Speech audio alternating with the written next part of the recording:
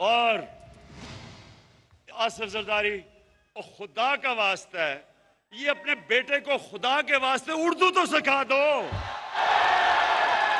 15 साल हो गए हैं, बारिश आता है 15 साल के बाद, चीनी उगता है। खुदा का वास्ता है, मैंने अंग्रेजों को 2 साल में उर्दू सीखते देखा है। 15 साल हो गए हैं, कभी इसे यही नहीं पता कि लड़की आता है या आती है, इसे ये भी नहीं पता अभी तक।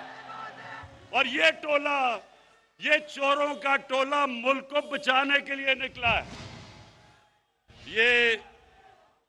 ये उधर आ गए। फिर से मैं कहता हूं, जब इन करप्ट चोरों की मौत आती है तो ये आज असेंबली की तरफ जो आ रहे हैं, अल्लाह तेरा लाख लाख शुक्र है कि तूने मेरी दुआएं कबूल कर ली हैं।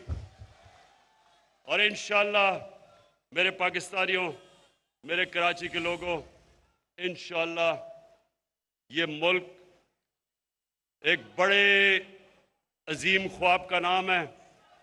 इस मुल्क बनने के ऊपर जो नारा लगा था वो ये था कि पाकिस्तान का मतलब क्या? ला इलाहा इल्लल्लाह। अल्लाह के सिवा हम कभी किसी के सामने नहीं झुकते।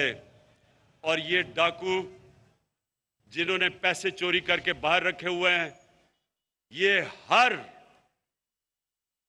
बाहर से ताकतों के सामने ये झुकते रहे हैं। इस मुल्क के ऊपर 400 ड्रोन अटैक्स हुए 10 सालों में, जब ये जरदारी और नवाज शरीफ इख्तियार में थे। एक दफा ये नहीं बोले। कौन बोला था? तहरीक इंसाफ निकली थी। हमने यहां धरने किए थे ड्रोन्स के खिलाफ।